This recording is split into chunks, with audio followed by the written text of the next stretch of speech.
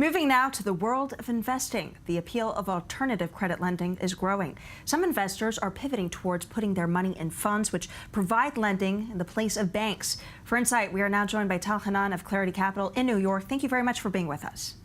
Thanks for having me. Well, more investors and fund managers are taking an interest in alternative credit lending programs. Can you describe what these programs entail? Sure. So first, maybe a little bit of a background. We are at the end of a 30-plus year bull market in fixed income investing. And fixed income has really been the backbone of most long-term savings portfolios, really for a generation now. Interest rates are at zero in most developed economies, in some places even shy of that. There's really only one direction for them to go over time, and that's up, which will erode the value in bond portfolios. Equities, or public equities, although we think we're not at the end of a bull cycle in equities, we are in the last innings, and these are by definition going to be volatile innings, as we've seen over the last 2 months. When that cycle ends, we'll find ourselves in a very difficult position where both bond markets and equity markets are in bear territory. So we see a lot of erosion coming up in many long-term savings portfolios around the world, and that's a big issue. So where do you go? There are a few spaces that we feel will deliver returns in that type of environment.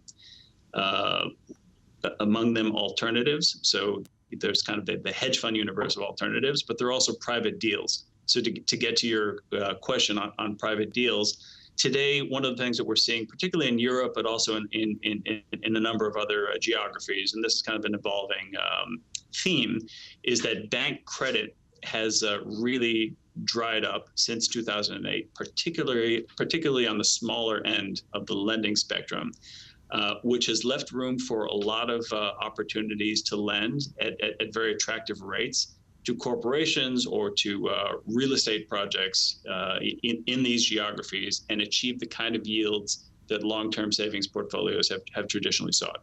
All right. Well, you mentioned this shift here. Why would investors, though, want to shift from traditional assets like bonds and stocks to this? They're going to lose money in stocks and bonds. I would say right now, having a government bond portfolio, which traditionally has been viewed as the safest component of a long-term savings portfolio, it is almost going to guarantee a loss in your portfolio in real terms. There will be erosion in value in that portfolio.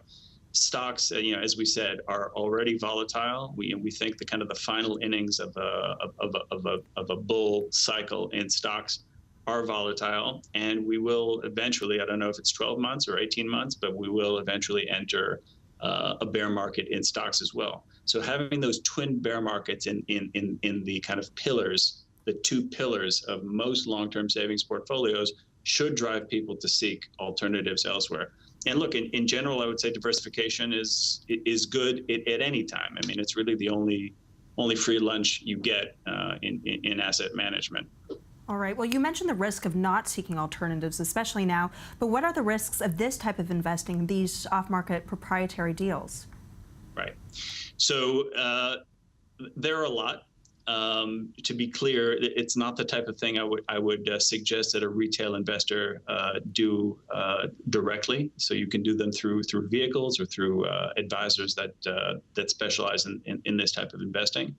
I would say drawback number one, I wouldn't exactly call it a risk, but some people might perceive it as that, is that you are giving up liquidity.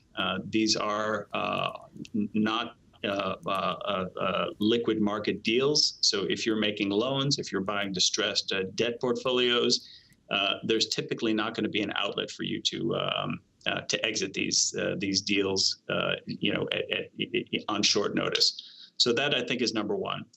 Then there are a bunch of idiosyncratic risks in each one of these. So without kind of proper due diligence, legal structuring, and really everything that you'd want to put around a deal, and that has to be really left to professionals, you are putting yourself at significant exposure by trying to do these things. So I would definitely advise working through kind of professional firms to do this if you want access to these opportunities. All right. Well, Tal Keinan, thank you very much for being with us today. Thank you.